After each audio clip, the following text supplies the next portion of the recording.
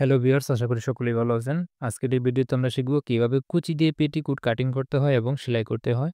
চলুন কথা না বাড়িয়ে মূল ভিডিও শুরু করি। তার আগে একটা কথা বলে নিতে চাচ্ছি, যদি আমার চ্যানেল নতুন হয়ে থাকেন তো অবশ্যই চ্যানেলটি সাবস্ক্রাইব করুন।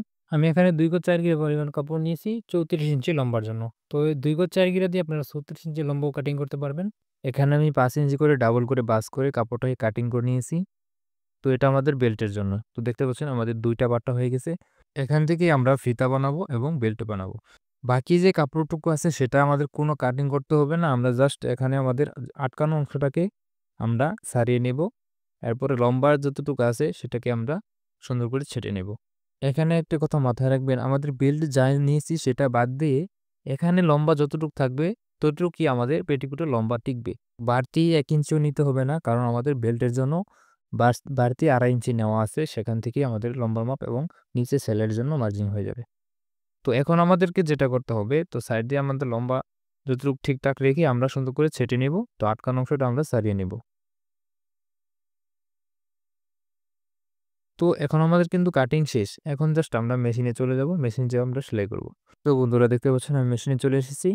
তো এই যে আমাদের বেল্টের কাপড় আর বাকি যে কাপড়টা এটা হচ্ছে আমাদের মেইন পার্টটা। তো মেইন পার্টটা আমরা সুন্দর করে সাইডটাকে আমরা জয়েন করে নেব সর্বপ্রথম। তো ২ টা পার্টটা আমরা একসাথে করে সুন্দর করে জয়েন দিয়ে নেব।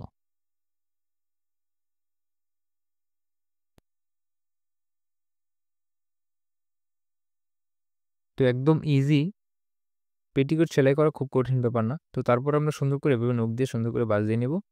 তারপর উল্টো যে অপশনটা আছে, মানে উল্টো যে সাইডটা আছে সেটাতে আমরা সুন্দর করে সাইড দিয়ে লম্বায় ৭ থেকে ৮ ইঞ্চি লম্বা করে আমরা ভাঁজ দিয়ে ভেঙে সেলাই করে নিব। তো অপর সাইডটা ওইভাবে সেম ভাবে সেলাই করে নিব। তো দেখতে পাচ্ছেন আমার সেলাই দেওয়া শেষ। এখন জাস্ট আমাদের কুচি দিতে হবে। তো এটাই হচ্ছে আমাদের কোমরের মাপ। আমরা কুচি দিয়ে আমাদের কোমর যত ইঞ্চি থাকবে, মানে ব্লাউজের নিচের যে মাপটা থাকবে সেই মাপ থেকে আমরা ৩ থেকে ৪ ইঞ্চি লুজ দিয়ে এখানে আমরা এই মাপটা আমরা দিয়ে নিব। তো এখানে আমার যত ইঞ্চি থাকবে তত ইঞ্চি পেটিকোটের কোমরের মাপ টিকবে। এখন আমাদের বেল্টের যে কাপড় সেই ২ টা আমরা একসাথে করে সেলাই করে আটকে নিব।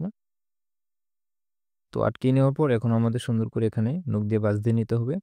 তারপর আমরা উল্টো যে সাইডটা আছে সেই সাইডের কর্নারে আমরা সুন্দর করে ভাঁজ দিয়ে সেলাই করে নেব।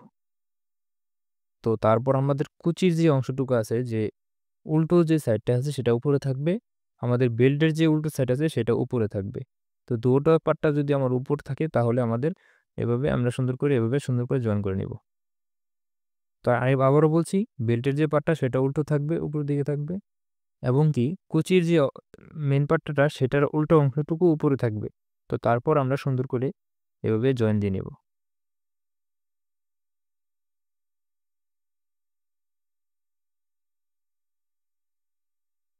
তো জয়েন দিয়ে নেওয়ার পর সুন্দর করে আমরা নখ দিয়ে ভাঁজ দিয়ে নিব। তো এই সাইড দিয়ে আমরা সুন্দর করে ১ ইঞ্চি বাড়তি রেখে কাটিং করে নিব। তো বাকি কাপড়টুকু আমরা ফিতা অথবা কড়ির কাজে ব্যবহার করব। তো তারপর আমরা সুন্দর করে এভাবে ডাবল ভাঁজ করে আমরা সুন্দর করে সেলাই দিয়ে আটকিয়ে নেব।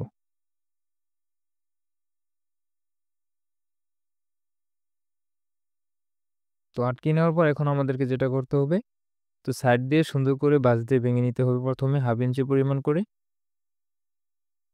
এভাবে সুন্দর করে আমরা ভাঁজ দিয়ে নিব।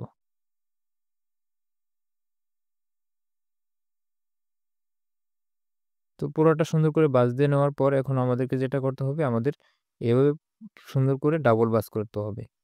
তো ডাবল ভাঁজ করার পর আমাদের এভাবে সুন্দর করে সেলাই দিতে হবে। এখানে এমনভাবে সেলাই দিতে হবে নিচের সেলাইটা যেন দেখা না যায়, সেভাবে আমরা সুন্দর করে উপরের সেলাইটা দিয়ে নিব। তো এখানে আমরা নিচের কাপড়টা অবশ্যই টান রাখবো। যদি না টান রাখেন তাহলে আপনাদের বেলটা মোচড় পড়তে পারে। তার জন্য আপনারা নিচের কাপড়টা অবশ্যই টান রেখে সেলাই করবেন।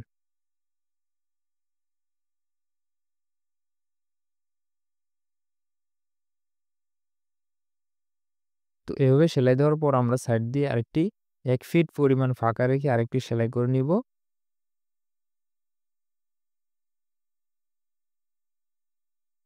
তো দেখতে পাচ্ছেন আমাদের বেল্ট লাগানো কমপ্লিট। এখন জাস্ট আমরা এখান থেকে ৫.৫ কিংবা ৫ ইঞ্চি লম্বা রেখে আমরা সাইডটাকে জয়েন দিয়ে নিব।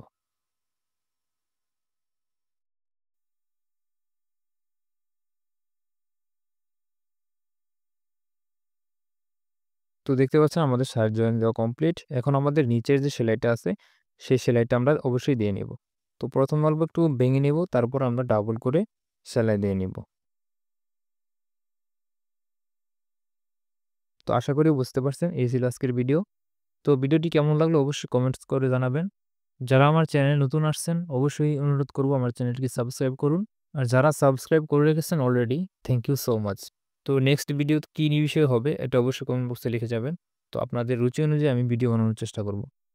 তো দেখা হচ্ছে পরের ভিডিওতে নতুন কোনো কিছু নিয়ে। ততক্ষণ পর্যন্ত সকলে ভালো থাকুন, সুস্থ থাকুন।